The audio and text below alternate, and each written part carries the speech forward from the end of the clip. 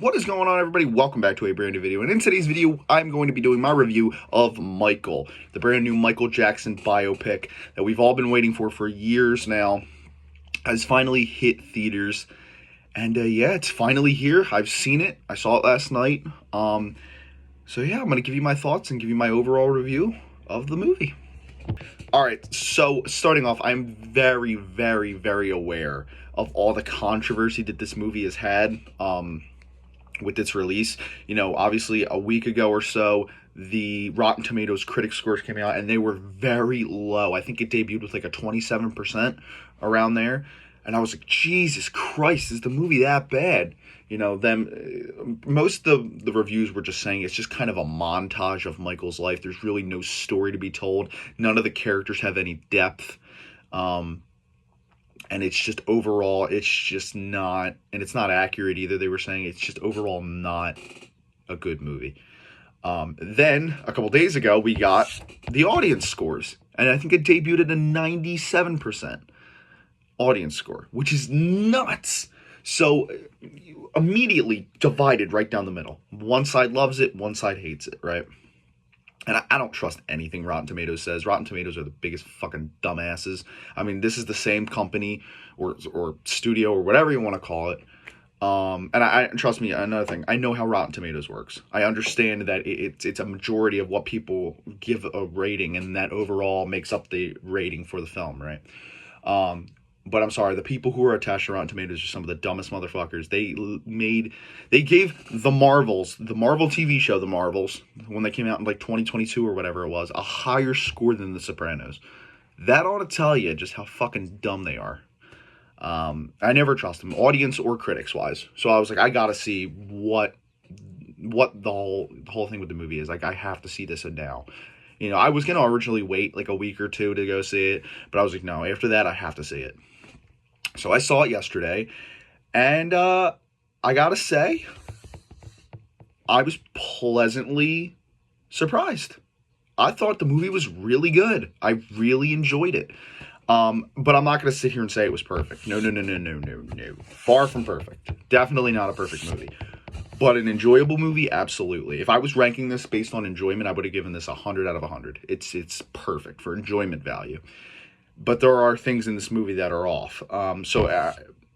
In short, I kind of agree with both sides. There are certain things that the critics were definitely right about, and there's things that the audience were definitely right about.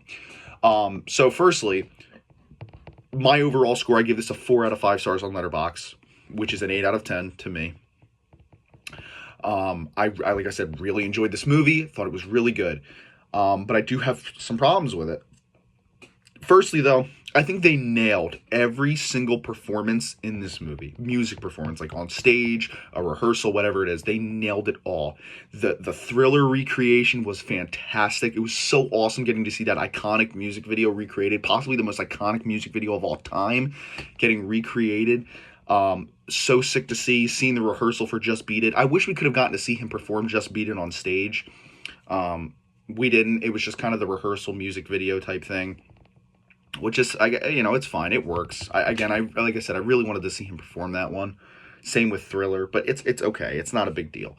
And then obviously, we got Billie Jean. That was a great performance where he first does the moonwalk. Very cool to see. And we got a bunch of his songs. We had so many great performances. Bad. Great to see that, the Bad album. Even though it was just one song, great to see that at the end of the film. All the performances were good.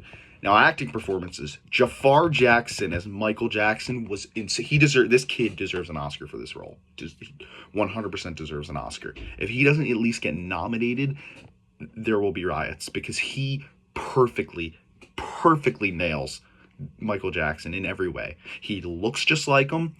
He acts just like him. He sounds just like him. He dances like him. He is just incredible in this role.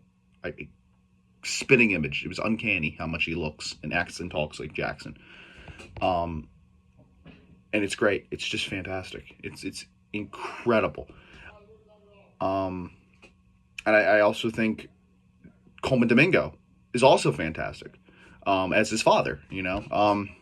He, again, looks just like him. He acts like him. He's this old, not bitter, but he's just an angry guy, and he's abusive. But he pushes his kids to the limit, and that's why a lot of them become so successful, because he just really pushed them. He never let up on them. You know, and it shows that, you know, if you do it the right way, you push them enough, you can become very successful. You know, your kids can become very successful. But his character is just kind of that, you can tell he's just this guy who was not happy with how his life went. So he's just kind of pushing his kids to live the life that he never had. And he kind of wants them to be what they, or what he wasn't, if that makes sense. You know, he wants them to be successful because he wasn't.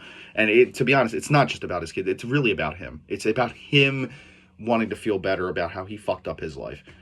He's an abusive prick. He is. But Coleman Domingo does a great job, and he just acts his ass off, and he's great. Those are the two big acting performances that are worth noting. There's some other ones in there that were decent, but they weren't in the movie enough for it to be like, oh yeah, Oscar-worthy performances.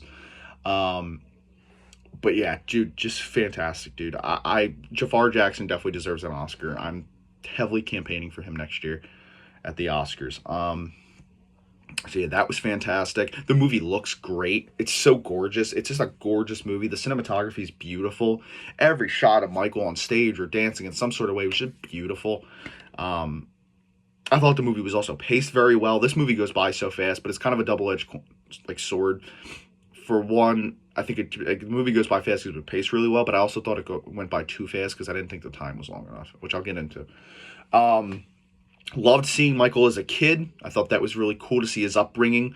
You know, how he kind of started out, you know, to see, you know, from dancing with his brothers, being a part of the Jackson 5, to ultimately learning how to move away from that and become his own man. That is kind of like the core point of the story, is him just kind of becoming his own person and having to break out of his father's shadow.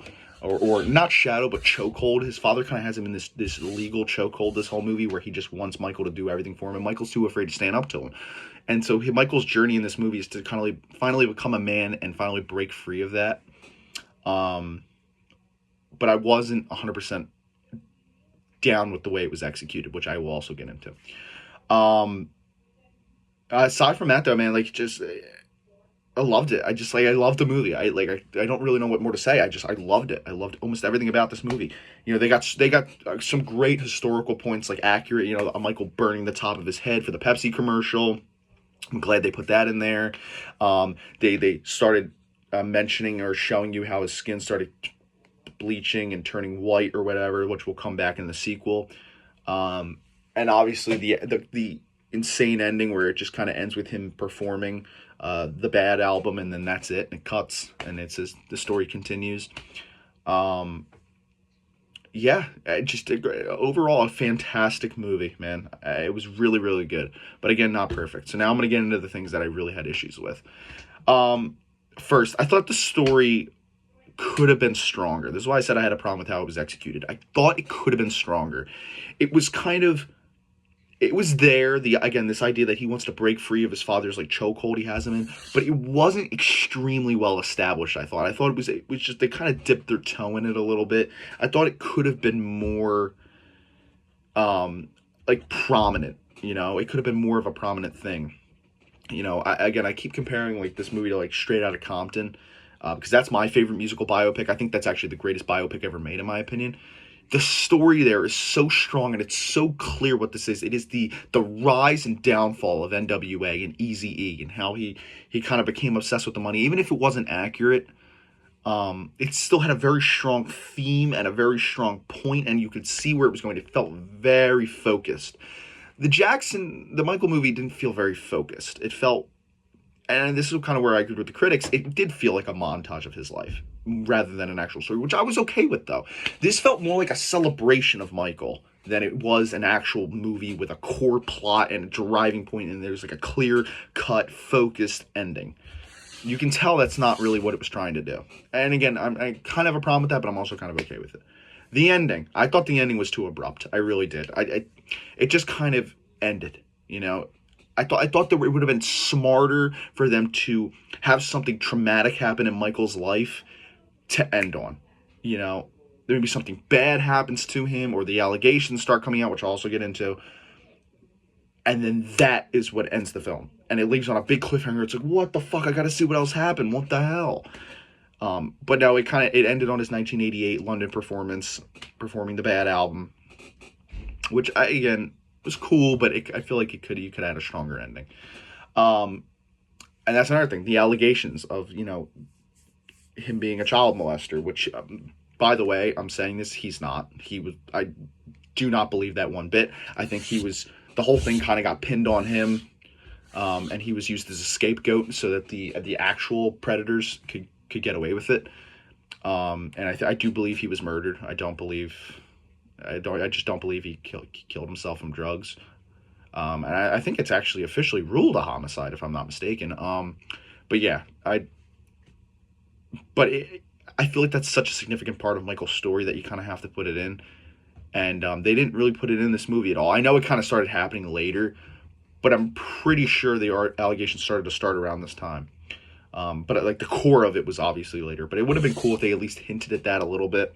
I know there was a whole legal thing too, by the way, that like half this movie was reshot, and this movie was originally supposed to be over 3 hours, which is how it should have been. This movie should have been longer. That's another thing I'm going to get into. It's too short.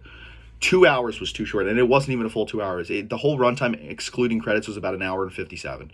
Way too short. And again, I know there's a sequel coming.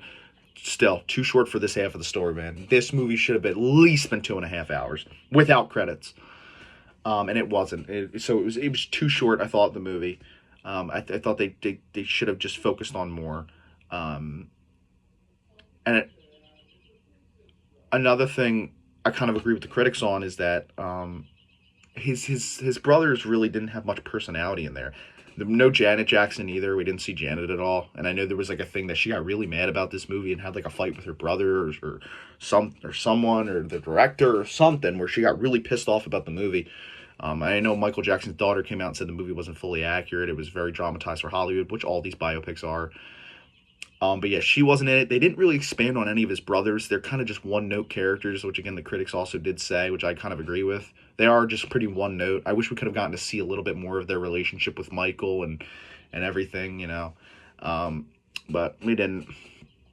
But, yeah, overall, man, this is a really good movie. I definitely recommend going to watch it. It's not perfect, like I said. But to say it's terrible is just blowing it way out of proportion. This was a really good watch. This was definitely my favorite movie of the year so far. Let me know what you guys think down in the comments below. Make sure to rate, comment, subscribe, and I'll see you guys next time. Bye, guys.